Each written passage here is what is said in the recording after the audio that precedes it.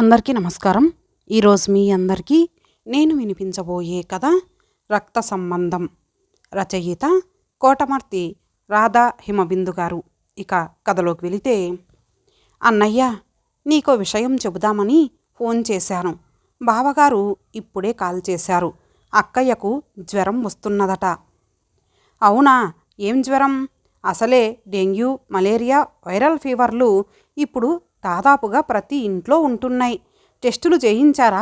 ఎలాగైనా నువ్వంటే వాళ్ళిద్దరికీ ప్రేమ కదా, అందుకే నీకు ఫోన్ చేసి చెప్పారు. ఇంకా ఏంటట విశేషాలు? ఇంకా ఏమీ లేవన్నయ్యా. నీతో మాట్లాడక కూడా చాలా రోజులైంది. ఒకసారి నిన్ను పలకరించి ఈ విషయం కూడా చెప్పినట్లు ఉంటుందని కాల్ చేశాను. ఉంటాను, వేరే కాల్ వస్తోంది, మళ్ళీ చేస్తా అంటూ కాల్ కట్ చేశాడు నాగేంద్ర. బావగారు ఎప్పుడూ ఇలాగే మాట్లాడతారు. మీరేంటి వదినగారి అసలు విషయం బావగారితో చెప్పకుండా దాచారు? వాళ్ళు చెప్తారులే, అన్నయ్య ఏదైనా నెగిటివ్గానే తీసుకుంటారు. విషయం వదిలేసి నాకు చెప్పలేదుగా అంటాడు. మీరు మాత్రం తక్కువ ఏంటి? వాయిస్ బయటికి రాకుండా గొణిగింది నర్మద.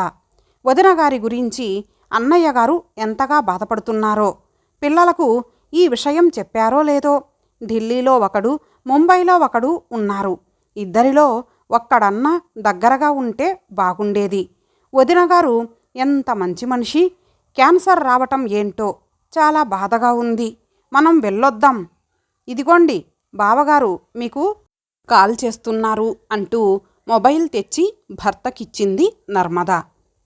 నాగేంద్ర, ఇప్పుడే బావగారు మాట్లాడారు. పరిమళకు క్యాన్సర్ అట. నీకేమో జ్వరం అని చెప్పారు. నాకు ఈ విషయం చెప్పారు. ఏం మనస్తత్వాలరా వీళ్ళవి అంటూ కాసేపు వాళ్ళ గురించి మాట్లాడి, దానికి మనల్ని చూడబుద్దవుతుందంట. 4 రోజులు కలిసుందాం రమ్మంటున్నారు. అది మాట్లాడలేదు, బావగారే మాట్లాడారు. నీకు కూడా కాసేపట్లో విషయం చెప్తారులే. మా పిల్లల్ని పండుగకు రమ్మన్నాను. నువ్వు మరదలు వెళ్ళిరండి, మర్యాదగా ఉంటుంది. నీ వీలు నీ ఇష్టం, మళ్ళీ నన్ను వేరేలా అనుకోకు అంటూ కాసేపు మాట్లాడి మొబైల్ ఆఫ్ చేశాడు దేవేంద్ర. అన్నయ్యకు ఎప్పుడూ పిల్లల మీదే ధ్యాస. మనకు లేరా పిల్లలు? మనం కూడా పిల్లల్ని పిలుద్దామనుకున్నాం కదా, చిరాగ్గా అన్నాడు నాగేంద్ర. మనం పిల్లల్ని పండుగకు పిలవాలని అనుకోలేదు కదా అంటూ భర్తను అడగలేక, అన్నదమ్ముల ఇద్దరి మనస్తత్వాలు ఒకటే, కాకపోతే విధానాలు కాస్త తేడాగా ఉంటాయి అంతే, అసహనంగా అనుకుంది నర్మద.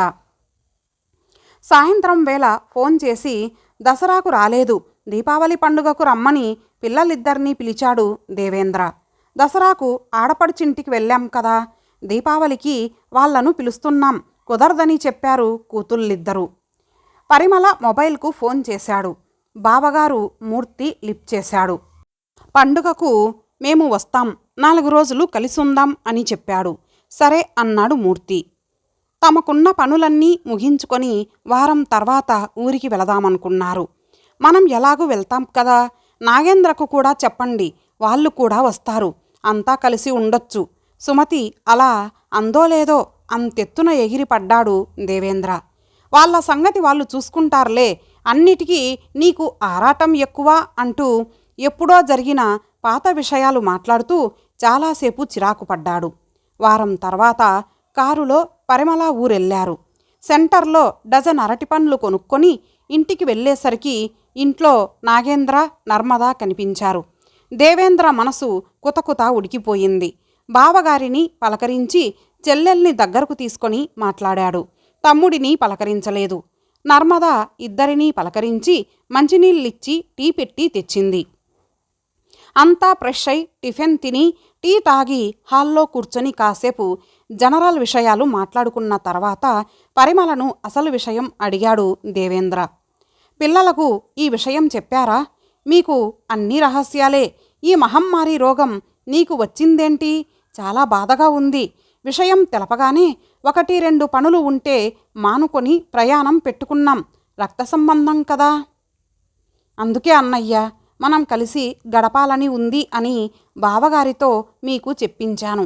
నా కోరిక తీర్చారు. నవ్వుతూ భర్తను చూసింది పరిమళ. ఏదో పని ఉన్నట్లు లేచి బయటకు వెళ్ళిపోయాడు మూర్తి. ఇంకేంటి విశేషాలు అంటూ లేచి పరిమళ పక్కన కూర్చున్నారు దేవేంద్ర. ఒకలా ఫోన్ చేస్తూనే ఉంది. ఇంకో 20 రోజులైతే వాళ్ళు అమెరికా నుండి వస్తారు.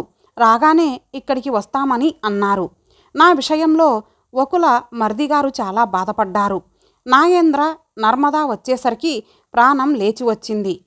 ఎవరి బిజీలు వాళ్ళవే అనుకో. అంతా 60 సంవత్సరాలు దాటిన వాళ్ళమే.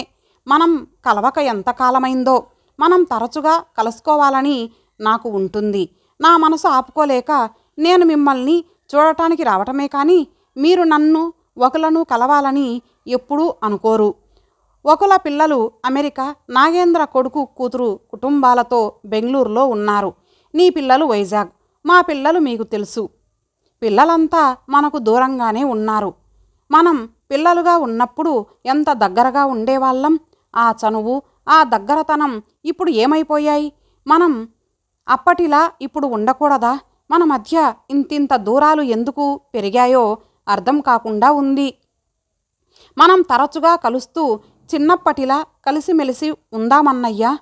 సుమతి, నర్మద ఒకరినొకరు చూసుకున్నారు. నాగేంద్ర దేవేంద్ర వైపు చూశాడు. కాసేపు 5 మౌనంగా ఉండిపోయారు.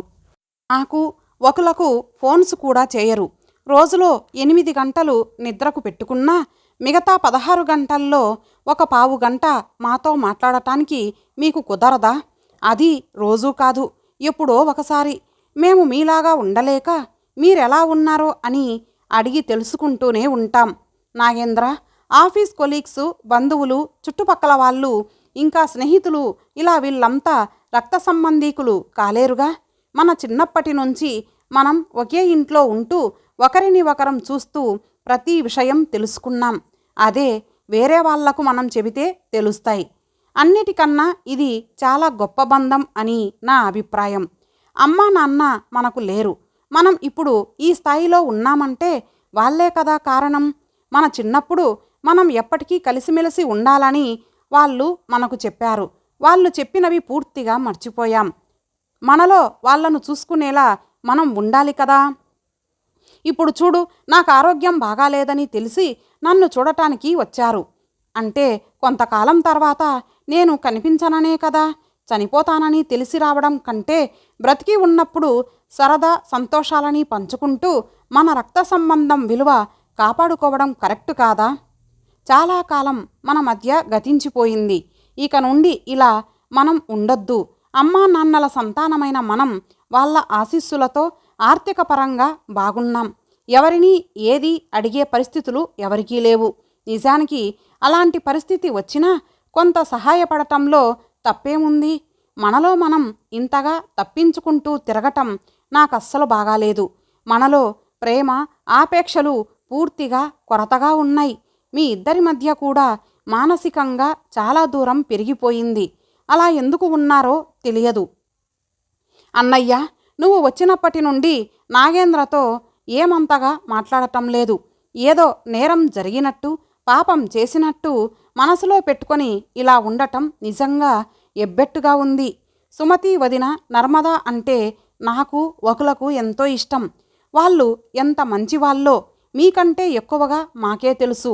మీరు వాళ్ళ మాటకు విలువ, గౌరవం ఇవ్వరు కదా. అందుకే మీకు తెలియదు.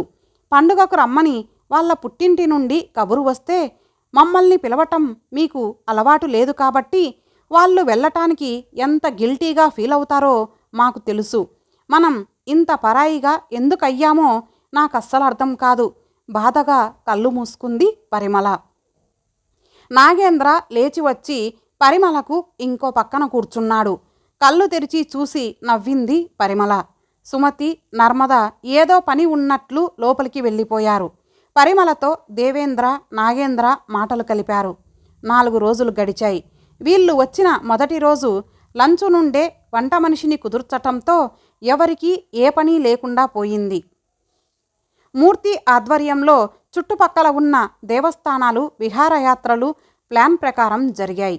దేవేంద్ర, నాగేంద్ర ఎప్పుడూ లేనిది చాలా చనువుగా అయ్యారు. సుమతి, నర్మదలలో కొత్త ఉత్సాహం వచ్చింది. ఒకలా వాళ్ళు అందరితో తరచుగా వీడియో కాల్ మాట్లాడసాగారు. వారం అనుకున్న వాళ్ళు 10 రోజులు ఉన్నారు. రేపు ప్రయాణం అనగా ఆ రాత్రి అంతా చాలాసేపు మాట్లాడుకున్నారు. ముఖ్యంగా తరచుగా కలుసుకోవాలన్న నిర్ణయానికి వచ్చారు. తెల్లవారి వెళ్లే ముందు అందరి కళ్ళు తడి అయ్యాయి. మనసులు బహరంగా అయ్యాయి.